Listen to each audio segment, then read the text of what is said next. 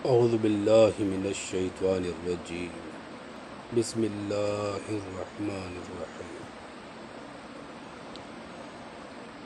وقال اللہ تعالی فی القرآن فصل لربک وانحر۔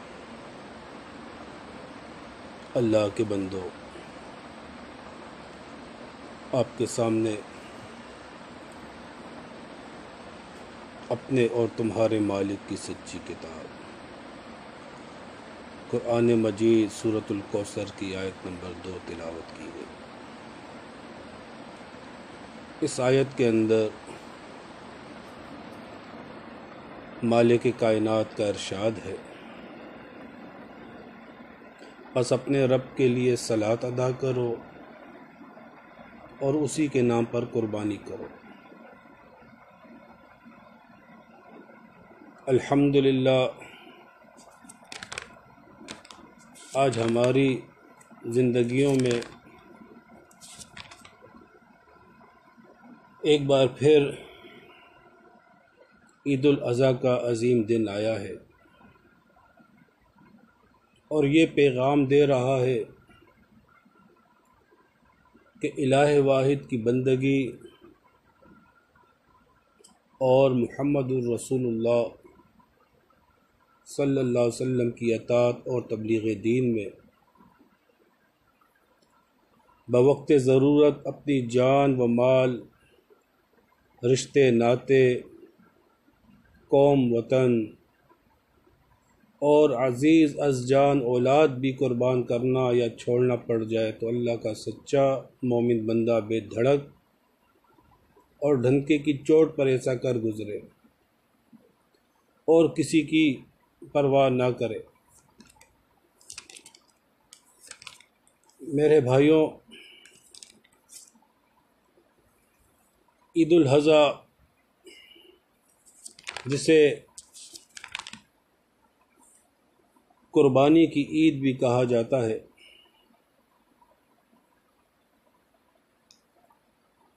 یہ ماہ ذی الحجہ کا مہینہ ہے،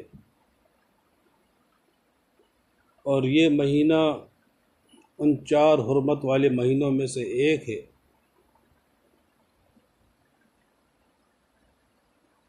ذی الحجہ کا پہلا عشرہ بہت فضیلت والا ہے۔ اس عشرے میں نیک اعمال دوسرے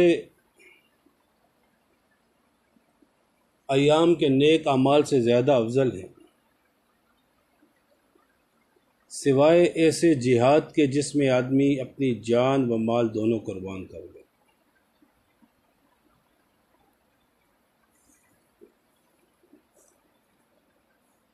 اللہ تعالیٰ نے اپنے عظیم بندے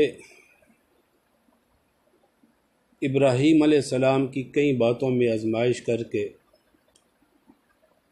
انہیں لوگوں کا مقتدی بنایا۔ ان میں ایک یہ بھی آزمائش تھی کہ انہیں خواب میں دکھایا گیا کہ وہ اپنے جوان سال بیٹے اسماعیل علیہ السلام کو ذبح کر رہے ہیں۔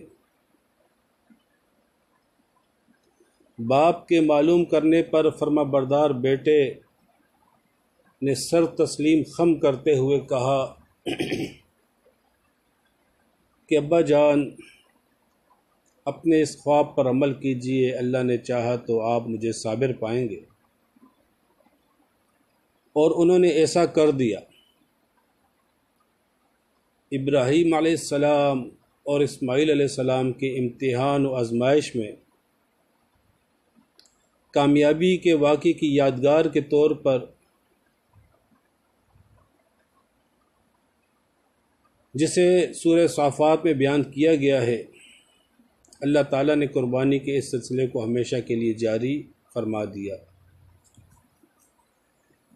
چنانچہ فرمایا وَفَدَيْنَاهُ بِذِبْحٍ عَظِيمٍ وَتَرَكْنَا عَلَيْهِ فِي الْآخِرِينَ، اور اس کے بدلے میں ہم نے ایک بڑی قربانی دی اور ہم نے اس کو بعد والوں کے لیے باقی رکھا۔ ایک روایت میں قربانی کی فضیلت اور اجر کا ذکر اس طرح بیان فرمایا ہے کہ قربانی کے دن آدمی کا کوئی عمل اللہ کے نزدیک خون بہانے سے زیادہ پسندیدہ نہیں۔ قیامت کے روز وہ یعنی قربانی کا جانور اپنے سینگوں، بالوں اور کھروں سمیت حاضر ہوگا، اور قربانی کا خون زمین پر گرنے نہیں پاتا کہ اللہ کے یہاں قبول ہو جاتا ہے۔ لہٰذا قربانی دل کی خوشی اور پوری آمادگی کے ساتھ کرنی چاہیے۔ اسی طرح ایک دوسری روایت میں بیان ہوا ہے کہ صحابہ کرام رضی اللہ عنہم نے رسول اللہ صلی اللہ علیہ وسلم سے پوچھا کہ یا رسول اللہ صلی اللہ علیہ وسلم، یہ قربانی کیا چیز ہے؟ فرمایا کہ تمہارے باپ ابراہیم علیہ السلام کی سنت ہے۔ صحابہ نے پوچھا کہ اس میں ہمارے لیے کیا اجر و ثواب ہے؟ فرمایا ہر بال کے بدلے ایک نیکی ملے گی۔ صحابہ نے پوچھا کہ اور اون کے بدلے؟ فرمایا اون کے ہر روئی کے بدلے میں بھی ایک نیکی ملے گی۔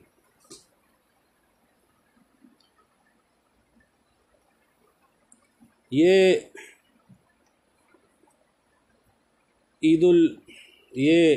ذی الحجہ کا مہینہ جس میں عید الاضحیٰ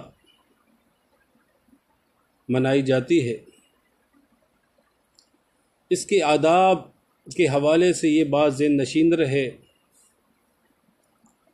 کہ رسول اللہ صلی اللہ علیہ وسلم عید الاضحیٰ کے دن بغیر کچھ کھائے عیدگاہ جاتے۔ ہم نے بھی اس سنت پر عمل کرنا ہے، اور پھر واپسی پر کوئی بھی حلال چیز کھائی جا سکتی ہے۔ آج لوگوں میں یہ بات بھی بڑی عام ہے کہ عید الاضحیٰ کے دن جب گھر سے نکلا جائے بغیر کھائے تو واپسی پر گویا قربانی کے جانور کی کلیجی یا گوشت سے ہی یہ روزہ کھلے گا، تو یہ بات ٹھیک نہیں ہے۔ واپسی پر کوئی بھی حلال چیز کھائی جا سکتی ہے۔ رسول اللہ صلی اللہ علیہ وسلم عید الفطر کی صلات کے لیے کچھ کھا کر نکلتے اور عید الاضحیٰ کے لیے بغیر کچھ کھائے۔ اسی طرح عید کی صلات کے لیے جب نکلا جائے تو راستے میں بلند آواز سے تکبیر تشریق پڑھنا چاہیے۔ صحابہ کرام بازاروں میں بھی تکبیر تشریق زور سے پڑھتے تھے۔ عید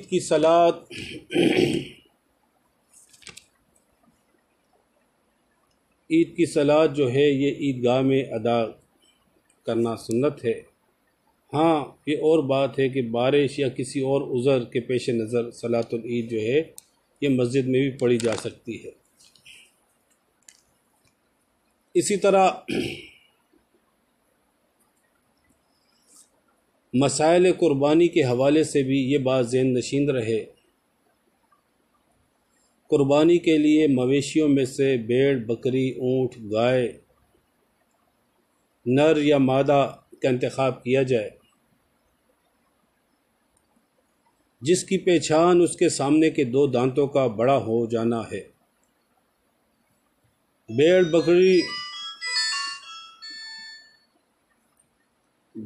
بکری کے 1 سال میں اور گائے کے 2 سال میں اور اونٹ کے 5 سال میں ہو جاتے ہیں۔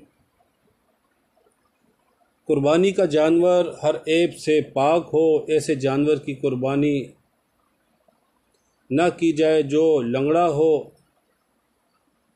اور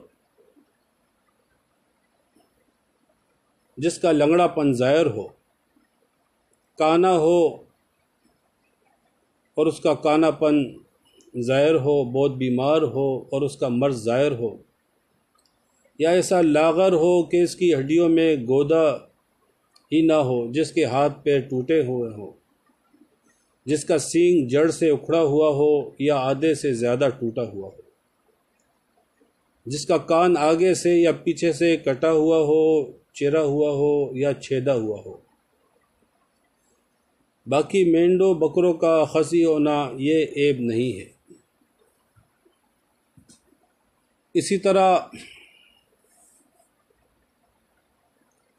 جو شخص بھی قربانی کا ارادہ کرے وہ ذی الحجہ شروع ہونے کے بعد سے قربانی ہونے تک ناخن، بال، یارواں نہ تراشے۔ جو شخص قربانی کرنے کی استطاعت نہ رکھتا ہو اور وہ بھی اگر ان دنوں میں ناخن اور بال نہ تراشے تو اسے بھی قربانی کا ثواب مل جائے گا۔ صلاۃ العید کے بعد قربانی کرنی چاہیے۔ جس نے صلاۃ العید سے پہلے قربانی کی وہ قربانی نہیں ہوئی بلکہ صرف ایک ذبیحہ ہے۔ صلاۃ کے بعد وہ دوبارہ قربانی کرے۔ دوسری عبادات کی طرح قربانی بھی صرف صحیح ایمان کے حامل لوگوں پر واجب ہے، لہذا کفر و شرک و بدعت سے آلودہ عقائد و اعمال اختیار کرنے والے لوگوں کے ساتھ قربانی میں حصہ ڈالنا جائز نہیں، خواہ وہ قریبی عزیز رشتہ دار ہی کیوں نہ ہو۔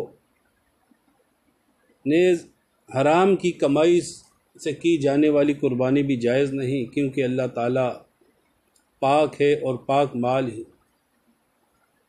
مال ہی قبول کرتا ہے،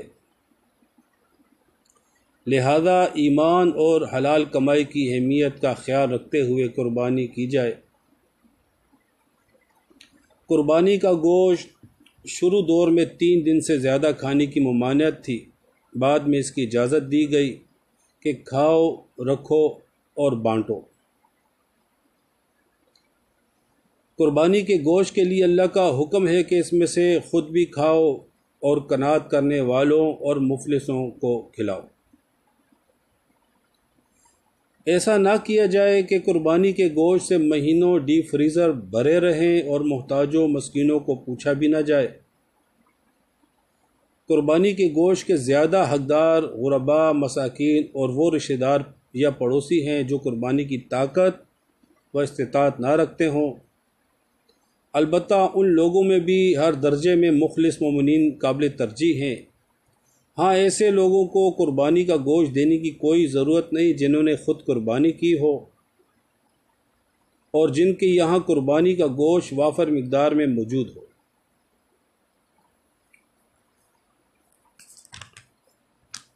قربانی کے جانور پر جب چھری پھیرنے لگیں تو یہ دعا پڑھنا سنت ہے۔ انی وجہت وجہی للذی فطر السماوات والارض علی ملت ابراہیم حنیفا وما انا من المشرکین ان صلاتی و نسکی و محیای و مماتی للہ رب العالمین لا شریک لہ وبذالک امرت وانا من المسلمین اللہم منک وَلَكَ عَنْ۔ اب یہاں پر جو عن ہے وہ شخص اپنا نام لے جو قربانی کرتا ہے یا جو ان کے ساتھ حصے دار ہے ان کے بھی نام لے۔ تو یہاں سے پھر وہ اس انداز سے پڑھے کہ اللہم منک وَلَكَ عَنْ، ان قربانی کرنے والوں کے سب کے نام لے کر پھر بسم اللہ واللہ اکبر۔ اس کا ترجمہ بھی ذہن نشین رہے کہ میں نے اپنا منہ اس ذات کی طرف کیا جس نے آسمانوں اور زمین کو پیدا کیا۔ میں ابراہیم علیہ السلام کی ملت پر ہوں جو یکسو اور مسلم تھے، میں مشرکوں میں سے نہیں ہوں۔ بے شک میری صلات، میری قربانی، میرا جینا، میرا مرنا سب کچھ اللہ رب العالمین کے لیے ہے، اس کا کوئی شریک نہیں۔ مجھے اسی بات کا حکم دیا گیا ہے اور میں مسلمین میں سے ہوں۔ اے اللہ، تیری طرف سے ملا ہے اور تیرے ہی لیے، اور پھر ان قربانی کرنے والوں کی نام اور پھر ساتھ کی طرف سے قربان کیا جا رہا ہے اللہ کے نام کے ساتھ، اور اللہ سب سے بڑا ہے۔ یہ ساری باتیں ذہن میں رہے۔ اسی طرح ایک خاص بات یوم عرفہ کے حوالے سے، یعنی 9 ذی الحجہ، 9 ذی الحجہ فضیلت والا دن ہے۔ اس دن کے روزہ کے متعلق رسول اللہ صلی اللہ علیہ وسلم نے فرمایا، یعنی 9 ذی الحجہ کو جو روزہ رکھے گا، فرمایا اللہ سے امید رکھتا ہوں کہ یہ روزہ سال گزشتہ اور سال آئندہ کے گناہوں کا کفارہ بن جائے گا۔ صحیح مسلم۔ اسی طرح 9 ذی الحجہ کی فجر سے لے کر 13 ذی الحجہ کی عصر تک ہر فرض صلات کے بعد بلند آواز سے ایک مرتبہ تکبیر تشریق پڑھیں۔ امام کے پیچھے صحابہ کرام اور صحابیات تکبیرات پڑھتے تھے۔ تکبیرات کے لیے صحابہ سے یہ الفاظ منقول ہیں: اللہ اکبر لا الہ الا اللہ اللہ اکبر وللہ الحمد۔ یہ عید الاضحیٰ کے حوالے سے کچھ باتیں بیان کی گئیں۔ اللہ رب العزت سے دعا ہے کہ مالک تمام مومنین کی قربانی اور ان کا مال، ان کی کوشش، ان کی محنت اپنے بارگاہ میں قبول فرمائے۔ دیکھیں، ہر صلات کے اندر بھی قاعدے میں بیٹھ کر یہی اعلان و اقرار ہر ایمان والا اپنی صلات میں ان الفاظ میں کرتا ہے کہ التحیات للہ والصلوات والطیبات، تمام زبانی، بدنی اور مالی عبادتیں صرف اللہ ہی کے لیے ہیں۔